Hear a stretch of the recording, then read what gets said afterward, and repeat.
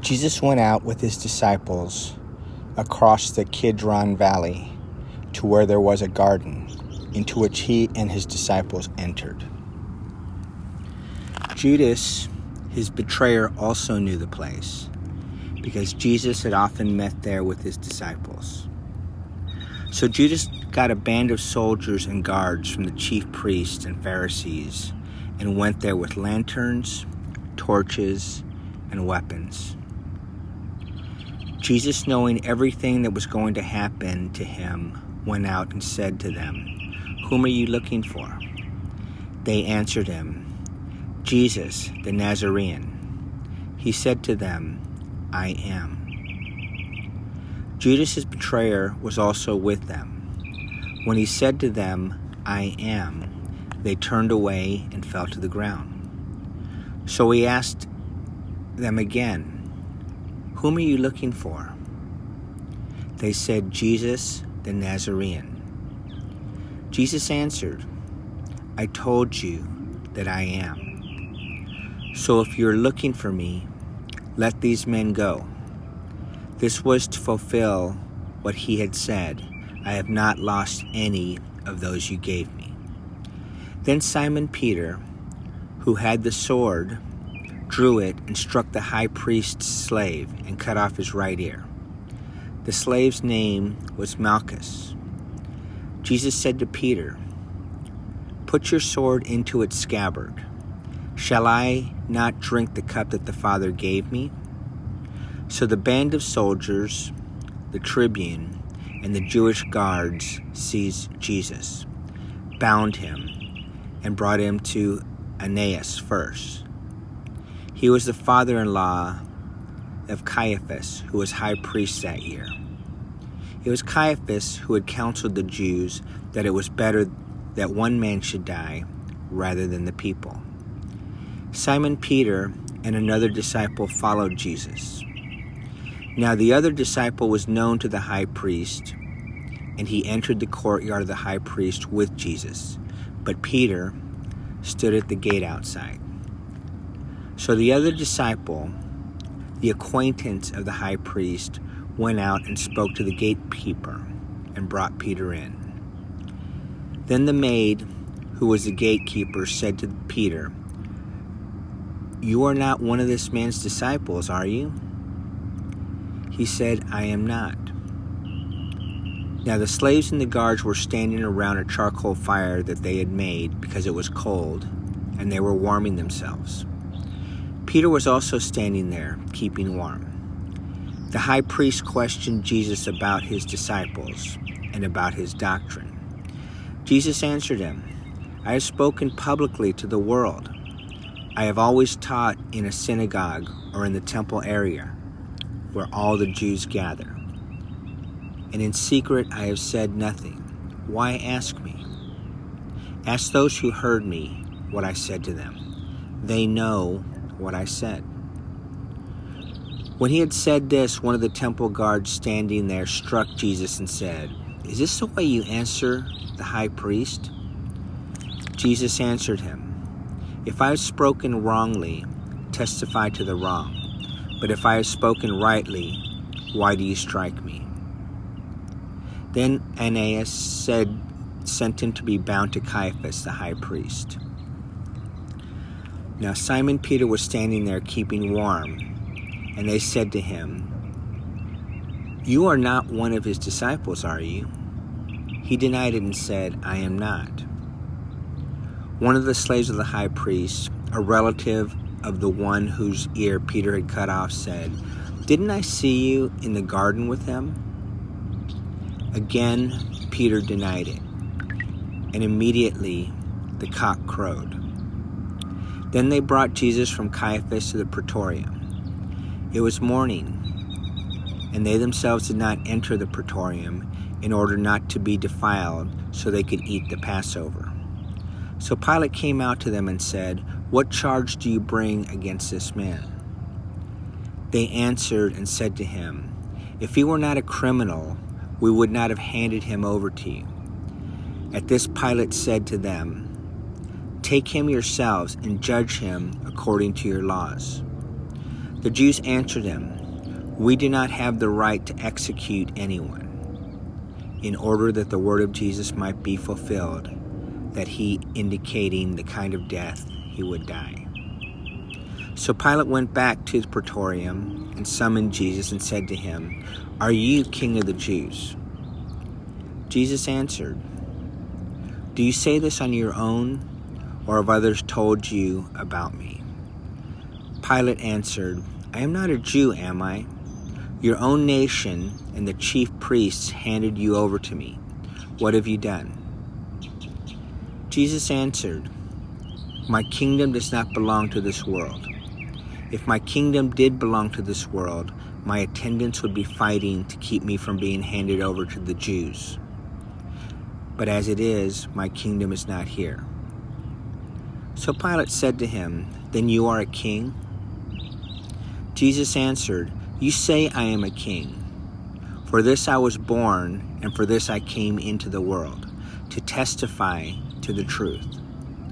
Everyone who belongs to the truth listens to my voice." Pilate said to him, "What is truth?" When he had said this, he went out to the Jews and said to them, "I find no guilt in him. But you have a custom that I release one prisoner to you at Passover. Do you want me to release you, the King of the Jews?" They cried out again, "Not this one, but Barabbas." Now Barabbas was a revolutionary. Then Pilate took Jesus and had him scourged. And the soldiers wove a crown out of thorns and placed it on his head, and clothed him in a purple cloak. And they came to him and said, "Hail, King of the Jews!" And they struck him repeatedly.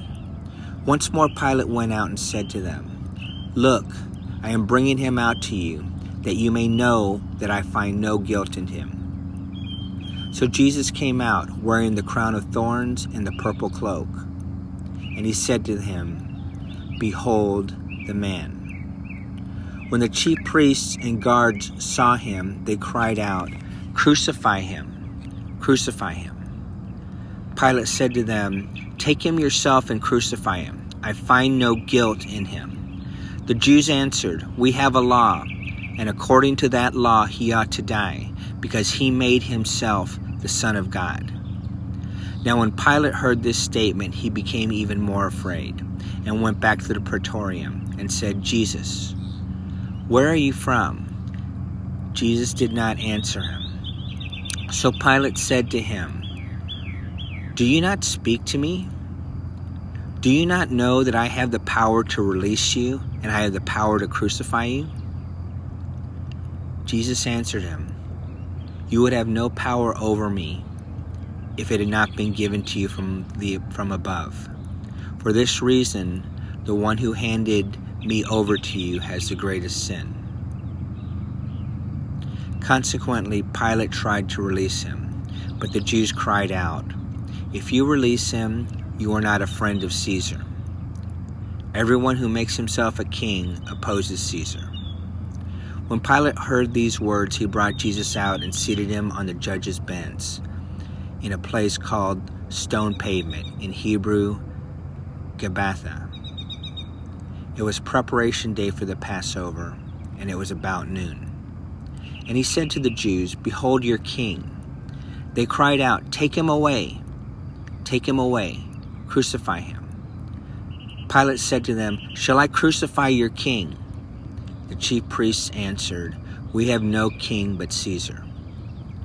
Then he handed them over to them to be crucified. So they took Jesus, and carrying the cross himself, he went out to a place called the Place of the Skull, in Hebrew, Golgotha. There they crucified him, and with two others, one on either side, with Jesus in the middle. Pilate also had an inscription written, and he put it on the cross. It read, "Jesus the Nazarene, the King of the Jews." Now many of the Jews read this inscription, because the place where Jesus was crucified was near the city. It was written in Hebrew, Latin, and Greek. So the chief priests of the Jews said to Pilate, "Do not write the King of the Jews, but that he said, I am the King of the Jews. Pilate answered, What I have written, I have written. When the soldiers had crucified Jesus, they took his clothes and divided them into 4 shares, a share for each soldier. They also took his tunic, but the tunic was seamless, woven in one piece from top down. So they said to one another, Let's not tear it, but cast lots for it to see whose it will be, in order that the passage of Scripture might be fulfilled that says, They divided my garments among them, and for my vesture they cast lots. This is what the soldier did. Standing by the cross of Jesus were his mother and his mother's sister, Mary, the wife of Clopas, and Mary of Magdala. When Jesus saw his mother and the disciple there, whom he loved, he said to his mother, Woman, behold your son. And then he said to the disciple, Behold your mother. And from that hour, the disciple took her into his home. After this, aware that everything was now finished, in order that the Scripture might be fulfilled, Jesus said, I thirst. There was a vessel filled with common wine, so they put a sponge, soaked it in the wine on a sprig of hyssop, and put it into his mouth. When Jesus had taken the wine, he said, It is finished, and bowing his head, he handed over his spirit. Now since it was preparation day, in order that the bodies might not remain on the cross on the Sabbath, for the Sabbath of that day of that week was a solemn one, the Jews asked Pilate that their legs be broken and that they may be taken down. So the Jews came and broke the legs of the first and then of the other one who was crucified with Jesus. But when they came to Jesus and saw that he was already dead, they did not break his legs. But one soldier thrust his lance into his side, and immediately blood and water flowed out. An eyewitness has testified, and his testimony is true. He knows that he is speaking the truth, so that you may also come to believe. For this happened so that the Scripture might be fulfilled. Not a bone of it will be broken. And again another passage says, They will look upon him whom they have pierced. After this, Joseph of Arimathea, secretly a disciple of Jesus for fear of the Jews, asked Pilate if he could remove the body of Jesus. And Pilate permitted it. So he came and took his body. Nicodemus, the one who had first come to him at night, also came, bringing a mixture of myrrh and aloes, weighing about 100 pounds. They took the body of Jesus, bound it with burial cloths, along with the spices according to the Jewish burial custom. Now in the place where he had been crucified there was a garden, and in the garden a new tomb, in which no one had yet been buried. So they laid Jesus there because of the Jewish preparation day, for the tomb was close by.